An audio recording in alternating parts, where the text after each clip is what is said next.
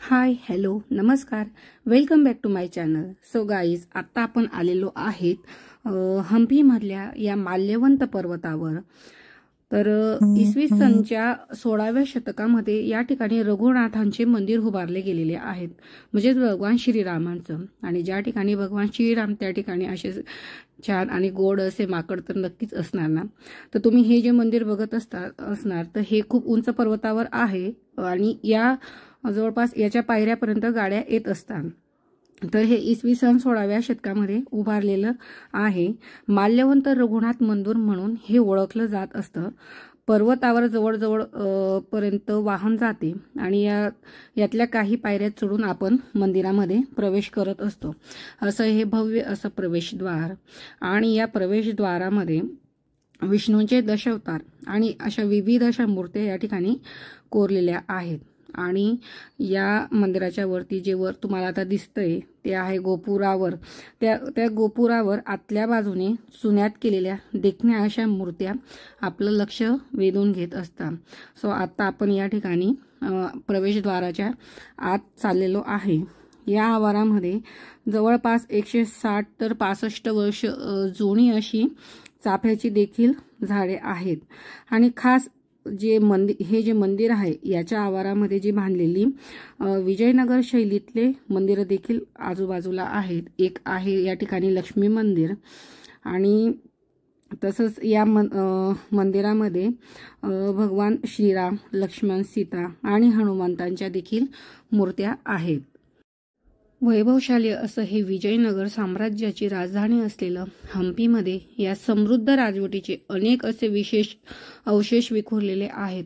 हम्पी हे गावच मुळी या सगळ्या ऐतिहासिक पौराणिक अवशेषांनी भरलेले आहे।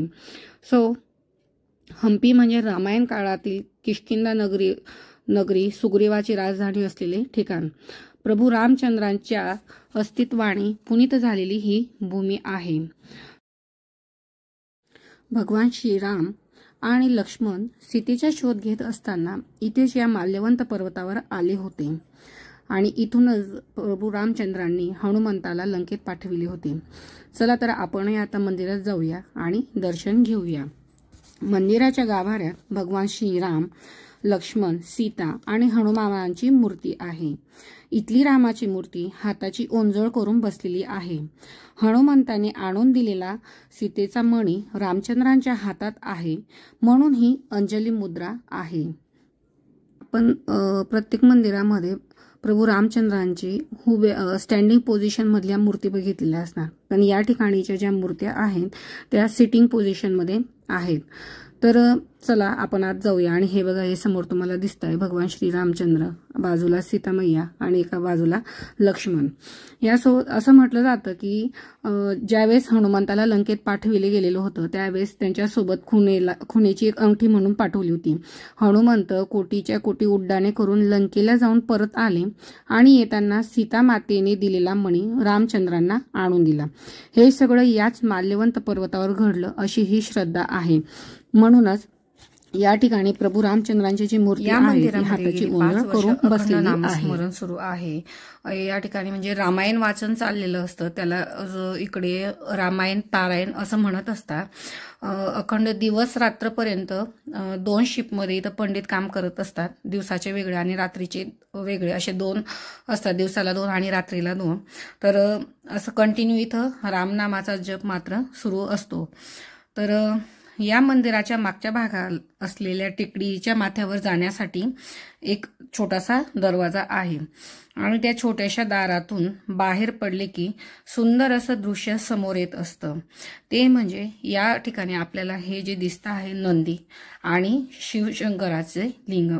तर या समोर आपल्याला नंदी प्रतिमान केलेल्या दिसतात। या ठिकाणी शिवलिंगाच्या या 2 रांगा असून मधोमध जमिनीला खूप मोठी अशी भेग पडलेली दिसते असं, आणि त्यातून पाणी वाहत असतं।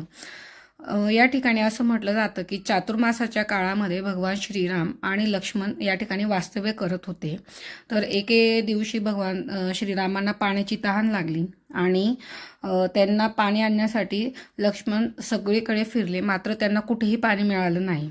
म्हणून त्यांनी मग या ठिकाणी या दगडाला बाण मारला आणि त्या ठिकाणाहून पाणी निघालं, अशी या ठिकाणाची कथा आहे. म्हणून लक्ष्मणाच्या बाणामुळे या ठिकाणी ही भेग पडलेली दिसते, अशी या लोकांची श्रद्धा आहे.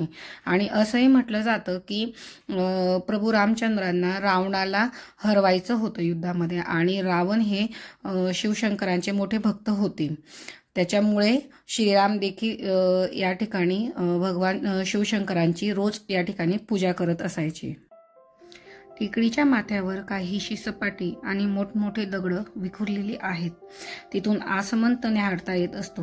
नारळाच्या आणि केळीच्या बागा पसरलेल्या दिसतात. हेमकूट पर्वताप्रमाणे इथूनही सूर्यास्ताचा देखावा अतिशय रमणीय दिसत असतो. या टेकडीवर अजून सुंदर असं आणि आकर्षित असं एक स्वयंभू शिवलिंग आहे. या टेकडीवर एका गुहेमध्ये स्वयंभू शिवलिंग असून त्यावर असलेल्या खडकावर त्याचं शिखर केलं गेलेलं आहे. जे तुम्हाला मगाशी मंदिर दिसलं ते भगवान शिवशंकरांचं आहे. सो ही टेकडी आहे आणि या ठिकाणी एक छोटासा मंडप देखील आहे. आणि त्यामागे होणारा जो सूर्यास्त आहे तो तर खूप सुंदर असतो. ॲक्च्युली आम्ही सूर्यास्त बघण्यासाठी, सनसेट बघण्यासाठीच ह्या पॉइंटला आलेलो होतो, पण माहीत नव्हतं की या ठिकाणी इतके म्हणजे बाकीच्या गोष्टी एवढ्या सुंदर माहीत झाल्या असं म्हणून. तुम्हाला हा जो छोटासा समोर दरवाजा दिसला ना, हा टेकडीवर येण्यासाठीचा समोरचा तो एक दरवाजा आहे. आता या ठिकाणी जो आहे सनसेट तो तर इतका सुंदर आहे की तो बराच वेळ आपल्या डोळ्यासमोर तसाच तरळत राहत असतो. विजयनगरचे समृद्ध असे वैभव अशा उंचवरच्या ठिकाणी जाऊन जर बघण्याची मजा जी आहे ना, ती काहीतरी वेगळीच आहे. सनसेट बघून आम्ही परतीच्या रस्त्याला लागलो. सनसेटचे काही फोटो आहेत, मी ते या व्हिडिओच्या. सो गाईज, आज मी तुमच्यासोबत रघुनाथ टेम्पल आणि माल्यवंत हिल एक्सप्लोअर केली. आजचा व्हिडिओ तुम्हाला कसा वाटला मला कमेंट बॉक्समध्ये लिहायला विसरू नका. व्हिडिओ आवडला असेल व्हिडिओला लाईक करा, शेअर करा आणि अजूनही चॅनलला सबस्क्राईब केलं नसेल तर नक्की चॅनलला सबस्क्राईब केला. खरं आजचा जो व्हिडिओ होता हा पूर्ण रामायण काळातला होता. म्हणजे प्रभू रामचंद्राच्याच अस्तित्वाने ही भूमी खरं पावन झालेली आहे. आणि कमेंट बॉक्समध्ये प्रत्येकाने प्रभू रामचंद्रांच्या नावाने जय श्रीराम लिहायला मात्र तर विसरूच नका. आणि इन फ्युचर जे कोणी हम्पीमध्ये येण्याचा प्लॅन असेल किंवा येणार असेल तर त्यांनी नक्कीच या हिलला आणि या रघुनाथ टेम्पलला नक्कीच भेट द्या. सो गाईज, या ठिकाणी मी तुम्हाला जे सनसेटचे फोटोज आहेत ते तुमच्यासोबत शेअर केलेले आहे. सो व्हिडिओ आवडला असेल तर व्हिडिओला लाईक करा, शेअर करा आणि जास्तीत जास्त तुमच्या मित्रपरिवारापर्यंत हा व्हिडिओ नक्की पोहोचावा. सो भेटूया पुन्हा नवीन एका व्हिडिओमध्ये नवीन माहितीसोबत. So stay tuned and like, share and subscribe. Bye.